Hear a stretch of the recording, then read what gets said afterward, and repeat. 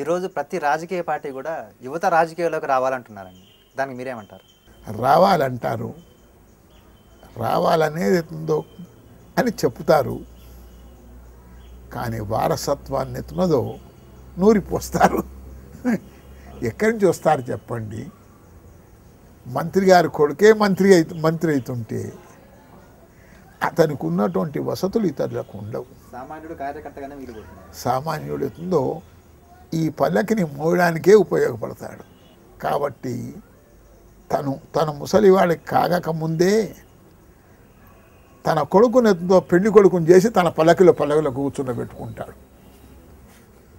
అప్పుడు వాడు స్థిరపడిన తర్వాత తన ఆ పల్లకి నుంచి దుంకుతాడు. యువకుడు పల్లకి ఆనాడు బొయ్యిలే, ఈనాడు బొయ్యిలే. ఐఐటి కోచింగ్ ఇన్స్టిట్యూట్ స్టార్ట్ చేశారు కదండి, ఆ ఆలోచన ఎలా వచ్చింది? మీ అందరికీ చాలా రాంగ్ అభిప్రాయాలు. ఏంటంటే నేను ఐఐటి ఇన్స్టిట్యూట్ తయారు చేశాను. నేను ఏపీ రెసిడెన్షియల్ లోపల 83 వరకు పనిచేస్తుంటే ఆనాడు ఐఐటి కోచింగ్స్ లేవు. అగ్రవాల్ దగ్గర నుంచి కరస్పాండెన్స్ కోర్స్ వచ్చేది. మా నాగార్జున సాగర్ పిల్లలు ఆ కరస్పాండెన్స్ కోర్సుని తెప్పించుకునేవాళ్ళు. టీచర్లు దాన్ని చదవనీయకపోయేవారు. ఎందుకంటే పిల్లలు దాని మీద చదివితే ఇంటర్మీడియట్ పుస్తకాలు ఎక్కడ పైన శ్రద్ధ తక్కువవుతుందో అని వాళ్ళని చదవనీయకపోయేవారు. ఆ పిల్లలకు ఐఐటి చదవాలనే కోరిక. రాత్రి 11 గంటలకు ఎవరికి కనబడకుండా నా దగ్గరికి వచ్చేవారు. వారు వచ్చి అక్కడ మ్యాథమెటిక్స్ చెప్పించుకునేవారు. అకస్మాత్తుగా ఎన్టీ రామారావు గారు నన్ను 55 ఏళ్లకు రిటైర్ చేశారు. నేను ఉపాధ్యాయునికి ఉన్నప్పుడు ట్యూషన్ చెప్పలేదు, కానీ 55 ఏళ్ళు వచ్చేవరకు ఎంతో బాధ్యతలు నా మీద ఉన్నాయి. 2 పిల్లలు ఇంజనీరింగ్ కళాశాలలో ఉన్నారు. వాళ్ళని సారవలసిన బాధ్యత నా పైన ఉండేది.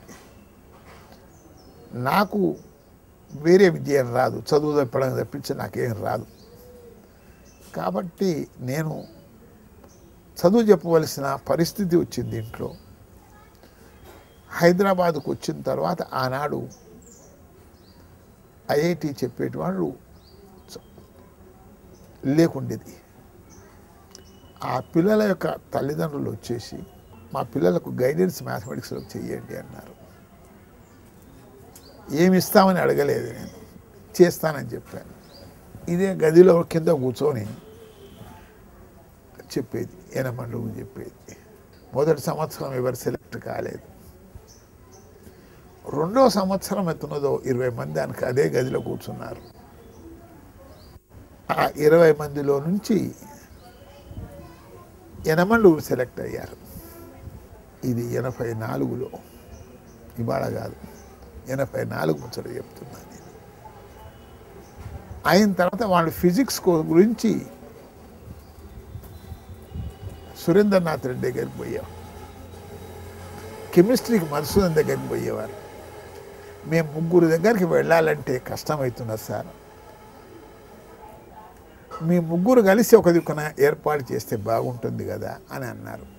నేను ఈ వయస్సులో ఎవరి దగ్గర పోయి నేను పెడతానని చెప్పాను. మీరు పెట్టకండి, మేమే ఇల్లు ఏర్పాటు చేస్తామని చెప్పారు అని గీతాంజలి అనే పబ్లిక్ స్కూల్, ఇక్కడ ఒక స్కూల్ ఉన్నది, ఆ స్కూల్ లోపల పోయి దాన్ని నిర్ణయించింది ఎవరంటే స్టూడెంట్స్.